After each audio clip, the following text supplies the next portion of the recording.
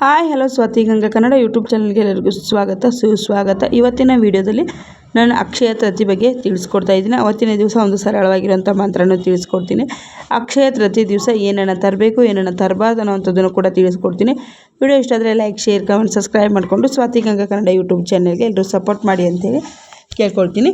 ನೋಡಿ, ಅಕ್ಷಯ ತೃತೀಯ 2026 19ನೇ ತಾರೀಕು ಬಂದಿರುವಂಥದ್ದು. ಅವತ್ತಿನ ದಿವಸ ನೀವೇನೆಲ್ಲ ಮಾಡಬೇಕು ಅನ್ನೋದನ್ನು ಸಹ ನಾನು ಇಲ್ಲಿ ತಿಳಿಸ್ಕೊಡ್ತೀನಿ.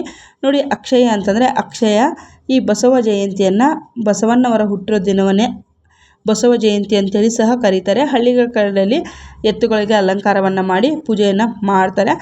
ಮತ್ತು ನೀವು ತುಂಬ ಜನ ಏನು ತಿಳ್ಕೊಂಡ್ಬಿಟ್ಟಿದ್ದಾರೆ ಅಂದರೆ ಅಕ್ಷಯ ತೃತೀಯ ದಿವಸ ಬೆಳ್ಳಿನೇ ತರಬೇಕು, ಚಿನ್ನನೇ ತರಬೇಕು, ನಮ್ಮ ಹತ್ರ ದುಡ್ಡಿಲ್ಲಪ್ಪ ಏನು ಮಾಡೋದು ಅಂಥೇಳಿ ಸಾಲ ಮಾಡಿ ತರ್ತೀರಿ. ಖಂಡಿತವಾಗ್ಲೂ ಆ ತಪ್ಪನ್ನಂತೂ ಮಾಡೋದಕ್ಕೆ ಹೋಗಬೇಡಿ. ಇವತ್ತಿನಿಂದನೇ ನಿಲ್ಲಿಸಿ ಅನ್ನೋದನ್ನು ಹೇಳ್ತೀನಿ. ಮತ್ತು ಏನನ್ನು ಮಾಡಬೇಕು ಅನ್ನೋದನ್ನು ಸಹ ನಾನು ಇಲ್ಲಿ ನಿಮಗೆ ತಿಳಿಸ್ಕೊಡ್ತೀನಿ.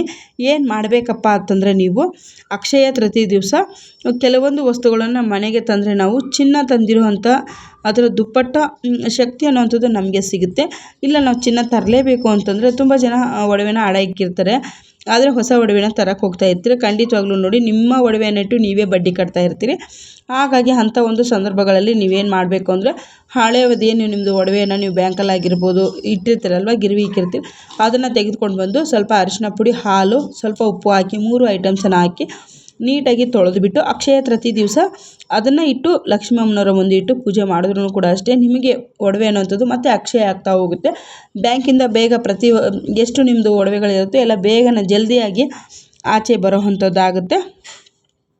ಮತ್ತು ಇಲ್ಲ ನಾವು ಚಿನ್ನ ಬೆಳ್ಳಿ ತೆಗೆದುಕೊಂಡೇ ಕೊಳ್ತೀವಿ ಅನ್ನೋರು ನಿಮ್ಮ ಶಕ್ತಿ ಅನುಸಾರವಾಗಿ ತೆಗೆದುಕೊಳ್ಬಹುದು. ಆದರೆ ಸಾಲ ಮಾಡಿ ತುಪ್ಪ ತಿನ್ನಬಾರ್ದು ಅಂತ ನಮ್ಮ ಹಿರಿಕರು ಹೇಗೆ ಹೇಳಿದಾರೋ ಹಾಗಾಗಿ ನೀವು ಖಂಡಿತವಾಗ್ಲೂ ಆ ಥರ ಅಂತೂ ಮಾಡೋದಕ್ಕೆ ಹೋಗಬೇಡಿ ಅನ್ನೋದನ್ನು ತಿಳಿಸ್ಕೊಡ್ತೀನಿ. ಇನ್ನೊಂದು ಏನಪ್ಪ ಅಂತಂದರೆ, ತುಂಬ ಜನಕ್ಕೆ ಆವತ್ತಿನ ದಿವಸ ಏನೇನೆಲ್ಲ ಕೆಲಸಗಳನ್ನ ಮಾಡಬೇಕು ಅನ್ನೋಂಥ ಸ್ವಲ್ಪ ಡೌಟ್ಸಲ್ಲಿ ಇರುತ್ತೆ. ಏನೇನೆಲ್ಲ ಮಾಡಬೇಕು ಅಂದರೆ ನೋಡಿ ಸ್ನೇಹಿತರೆ, ಅವತ್ತು ನೀವು ಅಕ್ಷಯ ತೃತೀಯ ದಿವಸ ಸೈಟ್ ಪ್ರಾಪರ್ಟಿ ಪರ್ಚೇಸ್ ಮಾಡ್ತೀರಾ, ಒಂದು ಹೊಸ ಮನೆಗೆ ಹಾಲು ಉಕ್ಕಿಸ್ತೀರಾ, ಒಂದು ಮನೆಗೆ ಗೃಹ ಪ್ರವೇಶ ಮಾಡ್ತೀರಾ, ಇಲ್ಲ ಬೇರೆ ಏನಾರ ಒಳ್ಳೆ ಕೆಲಸಗಳನ್ನು ಮಾಡ್ತೀರಾ, ಒಂದು ಹೂಡಿಕೆಯನ್ನು ಮಾಡ್ತೀರಾ, ಎಲ್ಲೋ ಒಂದು ಬ್ಯಾಂಕಲ್ಲಿ ಆಗಿರ್ಬೋದು, LIC ಆಗಿರ್ಬೋದು, ಪಾಲ್ಸಿ ಆಗಿರ್ಬೋದು, ಅಂಥ ಒಳ್ಳೆ ಕೆಲಸಗಳನ್ನ ಖಂಡಿತವಾಗ್ಲೂ ಮಾಡಿ. ಅದು ಅಕ್ಷಯ ಅನ್ನೋವಂಥದ್ದಾಗುತ್ತೆ. ನಿಮಗೆ ರಿಟರ್ನ್ ಬರುವಂಥ ಟೈಮಲ್ಲಿ ಕೂಡ ಕೈ ತುಂಬ ದುಡ್ಡು ಅನ್ನೋವಂಥದ್ದು ಸಿಗುತ್ತೆ ಅನ್ನೋದನ್ನು ತಿಳಿಸ್ಕೊಡ್ತೀನಿ. ನಿಮ್ಮ ಶಕ್ತಿ ಅನುಸಾರವಾಗಿ ನೀವು ಏನು ಬೇಕಾದರೂ ಮಾಡ್ಬೋದು. ಅವತ್ತು ಏನು ವಸ್ತುನ ತರಬೇಕು ಅನ್ನೋದನ್ನು ಆಮೇಲೆ ತಿಳಿಸ್ತೀನಿ. ಫಸ್ಟ್ ಏನು ತರಬಾರ್ದು ಅನ್ನೋದನ್ನು ತಿಳಿಸ್ಕೊಡ್ತೀನಿ. ನೋಡಿ ಸ್ನೇಹಿತರೆ, ಅವತ್ತಿನ ದಿವಸ ನೋಡಿ ಸ್ನೇಹಿತರೆ, ಈ ಒಂದು ಚಾಕುಗಳಾಗಿರ್ಬೋದು, ಮಚ್ಚಾಗಿರಬಹುದು, ಮತ್ತು ಏನಾನ ಎಲೆಕ್ಟ್ರಿಕ್ ವೇಸ್ಟ್, ಇವಾಗ ಏನೋ ಒಂದು ರಿಪೇರಿಗೆ ಬಂದಿರುತ್ತೆ, ರಿಪೇರಿ ಐಟಮ್ಸ್ಗಳನ್ನು ಅವತ್ತು ನೀವು ಆಚೆ ತೊಗೊಂಡು ಹೋಗಿರೋದಾಗಿರಬಹುದು, ಇಲ್ಲ ರಿಪೇರಿ ಮಾಡೋದಾಗಿರ್ಬೋದು. ಖಂಡಿತವಾಗ್ಲೂ ಅವತ್ತಿನ ದಿವಸ ಈ ರೀತಿ ತಪ್ಪುಗಳನ್ನು ಮಾಡೋದಕ್ಕೆ ಹೋಗಬೇಡಿ. ವಿನಾಕಾರಣ ಯಾರದನ್ನ ಜೊತೆಗೆ ಜಗಳ ಮಾಡೋವಂಥದ್ದಾಗಿರ್ಬೋದು, ಇಲ್ಲಾಂದರೆ ಮಾತು ಬೆಳೆಸೋವಂಥದ್ದಾಗಿರ್ಬೋದು, ಇಂಥ ತಪ್ಪನ್ನಂತೂ ಖಂಡಿತವಾಗ್ಲೂ ನೀವು ಮಾಡೋದಕ್ಕೆ ಹೋಗಬೇಡಿ. ಯಾಕಂತಂದರೆ ಆ ರೀತಿ ನೀವು ಮಾಡಿದ್ದೇ ಆದರೆ ನಿಮಗೆ ಅದೇ ಈ ಜಗಳ ಅನ್ನುವಂಥದ್ದು ಅಕ್ಷಯ ಆಗೋವಂಥದ್ದು. ಅವತ್ತೇನೇ ಒಂದು ಅಕ್ಷಯ ತೃತೀಯ ದಿವಸ ನಾವು ಏನೊಂದು ಕೆಲಸ ಮಾಡಿದ್ರು ನಮಗೆ ಅಭಿವೃದ್ಧಿ ಅನ್ನೋವಂಥದ್ದು ಕಟ್ಟಿಟ್ಟ ಬುತ್ತಿ ಅಂತಲೇ ಹೇಳ್ಬೋದು. ಹಾಗಾಗಿ ತಿಳಿಸ್ತಾ ಇದ್ದೀನಿ. ನೋಡಿ, ಇನ್ನೊಂದು ಏನಪ್ಪ ಅಂತಂದರೆ, ತುಂಬ ಜನಕ್ಕೆ ಎಷ್ಟೇ ಒಂದು ಕೈಯಲ್ಲಿ ದುಡಿದಿರೋವಂಥ ದುಡ್ಡು ಅನ್ನೋವಂಥದ್ದು ನಿಲ್ತಾ ಇರೋದಿಲ್ಲ. ಅವರು ಕೂಡ ಈ ಒಂದು ಅಕ್ಷಯ ತೃತೀಯ ದಿವಸ ಒಂದು ಪೇಪರಲ್ಲಿ ನಿಮಗೆ ಏನು ಒಂದು ಕೆಲಸದ ರಿಲೇಟೆಡ್ ಏನಾನ ಒಂದು ಮಣ್ಣಿನ ಮಡಕೆ ತೆಗೆದುಕೊಳ್ಳಿ. ಮಣ್ಣಿನ ಮಡಕೆ ತಗೊಂಡು ಅದಕ್ಕೆ ಸ್ವಲ್ಪ ಅರಿಶಿನವನ್ನು ಬಡಿದು ಮೇಲೆ ಶ್ರೀಮ್ ಅಂತ ಹೇಳಿ ಬರೀರಿ. ನಿಮಗೇನು ಅನಿಸ್ತಾ ಇದೆಯೋ ಫಸ್ಟು ನೀವು ಸ್ವಲ್ಪ ಮಡಿಕೆಗೆ ಸ್ವಲ್ಪ ಕಲ್ಲುಪ್ಪನ್ನು 3 ಸ್ಪೂನ್ ಆಗಿರ್ಬೋದು, ಒಟ್ಟಿನಲ್ಲಿ 3 ಬರೋ ರೀತಿಯಲ್ಲಿ ಹಾಕ್ಕೊಳ್ಳಿ. ಅದ್ರ ಮೇಲೆ ಒಂದು ಕೆಂಪು ಚಿಕ್ಕದಾಗಿರುವಂಥ ಒಂದು ವಸ್ತ್ರವನ್ನು ಹಾಕ್ಕೊಳ್ಳಿ. ಅದ್ರ ಮೇಲೆ ನೀವು ನಿಮಗೇನು ಕಷ್ಟ ಆಗ್ತಾಯಿದೆಯಾ, ಪ್ರಾಬ್ಲಮ್ ಆಗ್ತಾಯಿದೆಯಾ ಅದನ್ನೆಲ್ಲ ಬರೆದು ಬಿಟ್ಟು, ನೆಕ್ಸ್ಟು ನನಗೆ ಈ ರೀತಿಯಾಗಿ ಆಗಬಾರ್ದು, ನೆಕ್ಸ್ಟು ನನಗೆ ಉನ್ನತ ಸ್ಥಾನಕ್ಕೆ ನಾನು ಹೋಗಬೇಕು ಅನ್ನೋ ಅಂಥದ್ದನ್ನು ತಾಯಿ ಮುಂದೆ ಕೇಳಿಕೊಂಡು ಆ ಪೇಪರನ್ನು ಆ ಮಡಿಕೆಯಲ್ಲಿ ಇಕ್ಕಿಬಿಟ್ಟು ಆ ಒಂದು ವೈಟ್ ಏನು ಪಿಂಕ್ ಕಲರ್ ಬಟ್ಟೆಯನ್ನು ಇಕ್ಕಿರ್ತೀರಲ್ಲ ಅದನ್ನು ಕಟ್ಟಿ ನೀವು ನನಗೆಲ್ಲ ಇನ್ನು ಮುಂದೆ ಒಳ್ಳೆಯದೇ ಮಾಡು, ಇನ್ನೂ ಒಳ್ಳೆಯದೇ ಮಾಡು ಅಂಥೇಳಿ ತಿರ್ಗಾ ನೀವು ಅದರಲ್ಲಿನೇ ಇಟ್ಬಿಡಿ. ಅದರಿಂದ ಕೂಡ ನಿಮಗೆ ಬೇಗ ಕೆಲಸ ಸಿಗುವಂಥದ್ದು, ಪ್ರಮೋಷನ್ ಸಿಗುವಂಥದ್ದು ಕೂಡ ಆಗುತ್ತೆ ಅನ್ನೋದನ್ನು ತಿಳಿಸ್ಕೊಡ್ತೀನಿ. ಅದ್ರ ಜೊತೆಯಲ್ಲಿ ನೀವು ಒಂದು 11 ರೂಪಾಯಿ ಕಾಯಿನನ್ನು ಇಟ್ಟು ಅದರ ಮೇಲೆ ಒಂದು ಚಿಕ್ಕದಾಗಿರುವಂಥ ಮಣ್ಣಿನ ಒಂದು ಹಣತೆನ ಇದು ಬರುತ್ತೆ ಕ್ಯಾಪು, ಅದನ್ನು ಹಾಕ್ಬಿಡಿ. ಅದನ್ನು ನೀವು ಬರೋ ವರ್ಷ ಕೂಡ ಇಟ್ಕೊಳ್ಬಹುದು. ನಿಮ್ಮ ಒಳ್ಳೊಳ್ಳೆ ಕೆಲಸಗಳಿಗೆ ಆ ಒಂದು ಪಾತ್ರೆಯಲ್ಲಿ ಏನಾನ ನೀವು ಇಟ್ಟು ಒಂದು ಕೇಳ್ಕೊಳ್ಬಹುದು. ಇದನ್ನು ತುಂಬ ಜನ ಮಾಡ್ತಾರೆ, ಕೆಲವೊಬ್ರಿಗೆ ಗೊತ್ತಿರುತ್ತೆ, ಕೆಲವೊಬ್ರಿಗೆ ಗೊತ್ತಿರೋದಿಲ್ಲ ಅಷ್ಟೇ.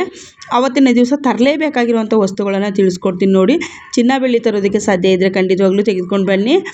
ದೇವ್ರು ನಿಮಗೂ ಕೂಡ ಒಳ್ಳೇದು ಮಾಡಲಿ. ಆದರೆ ಅಷ್ಟೊಂದು ಎಲ್ಲರಿಗೂ ಕೂಡ ಅಷ್ಟೇ ಇವಾಗ ದುಡ್ಡು ಅನ್ನೋವಂಥದ್ದು ಇರೋದಿಲ್ಲ. ಇವಾಗಂತೂ ಚಿನ್ನ ಅಟ್ಟದ ಮೇಲೆ ಕೂತಿರೋ ಥರ ಗಗನಕ್ಕೆ ಏರಿಬಿಟ್ಟಿದೆ.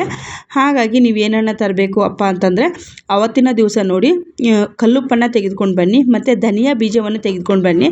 ನಿಮಗೆ ಏನಾನ ಬೇಳೆ ಆ ಥರ ದವಸ ಧಾನ್ಯದ ಕೊರತೆ ಅನ್ನೋವಂಥದ್ದು, ರೇಷನ್ ಕೊರತೆ ಅನ್ನೋವಂಥದ್ದು ಆಗ್ತಾಯಿದ್ರೆ ಕೆಲವೊಬ್ಬರ ಮನೆಯಲ್ಲಿ ರೇಷನ್ ತರಬೇಕಂದ್ರೆ ದುಡ್ಡೇ ಇರೋದಿಲ್ಲ. ಹಾಗಾಗಿ ಅಂಥವ್ರು ಅವತ್ತಿನ ದಿವಸ ಏನು ನಿಮ್ಮ ಕೈಯಲ್ಲಿ ಸಾಧ್ಯ ಇದೆಯೋ ಫಸ್ಟು ಮಿಸ್ ಮಾಡಿದ್ರೆ ಕಲ್ಲುಪ್ಪನ್ನು ತೆಗೆದುಕೊಂಡು ಬನ್ನಿ, ಧನಿಯನ್ನು ತೆಗೆದುಕೊಂಡು ಬನ್ನಿ. ಅದ್ರ ಜೊತೆಯಲ್ಲಿ ನಿಮ್ಗೆ ಏನಾನ ಬೇಳೆಗಳು ಬೇಕಿದ್ರೂ ಕೂಡ ಅದನ್ನು ತೆಗೆದುಕೊಂಡು ಬಂದು ನೀವು ಇದನ್ನು ಹಿಂದಿನ ದಿನ ತಂದರೂ ಕೂಡ ನಡೆಯುತ್ತೆ. ಯಾವಾಗ ತಂದರೂ ಕೂಡ ಅದನ್ನು ಅಕ್ಷಯ ತೃತೀಯ ದಿವಸ ಅಮ್ಮನ ಮುಂದೆ ಇಟ್ಟು ನಾವು ಪೂಜೆಯನ್ನು ಮಾಡಬೇಕು. ಲಕ್ಷ್ಮೀ ದೇವಿಗೆ ಪೂಜೆಯನ್ನು ಸಲ್ಲಿಸಿ ನೀವು ಲಕ್ಷ್ಮೀ ಕುಬೇರ ಮಂತ್ರವನ್ನು ಹೇಳ್ಕೊಳ್ಳಿ, ಮತ್ತು ಲಕ್ಷ್ಮೀ ಗಾಯತ್ರಿ ಮಂತ್ರವನ್ನು ಹೇಳ್ಕೊಳ್ಳಿ, ಕನಕದಾರ ಸ್ತೋತ್ರವನ್ನು ಸಹ ನೀವು ಹೇಳ್ಕೊಳ್ಳಿ. ಮತ್ತು ಅವತ್ತಿನ ದಿವಸ ನಿಮ್ಮ ಮನೆ ದೇವ್ರ ಫೋಟೋಗಳನ್ನ ತರೋರು ಕೂಡ ತರಬಹುದು. ತುಂಬ ಜನ ಡೌಟ್ಸನ್ನು ಕೇಳಿದರೆ ಇದು ನೋಡಿ ನಾವು ಹೋಗಿರುವಂಥ ಅಂಗಡಿ ಅಂತಲೇ ಹೇಳ್ಬೋದು. ತುಂಬ ಅಂದರೆ ತುಂಬ ವೆಂಕಟೇಶ್ವರ ಫೋಟೋ ಪ್ರತಿಯೊಂದು ಕಣ್ಣು ಕುಕ್ಕೋ ಥರ ಇತ್ತು ಅಂತಲೇ ಹೇಳಬಹುದು. ಅವತ್ತಿನ ದಿವಸ ಅಕ್ಷಯ ತೃತೀಯ ದಿವಸ ಈ ಒಂದು ಲಕ್ಷ್ಮೀ ಅಮ್ಮನವ್ರಿಗೆ ಪೂಜೆಯನ್ನು ಮಾಡುವಾಗ ನೀವೇನು ಒಂದು ಮಂತ್ರವನ್ನು ಹೇಳಬೇಕು.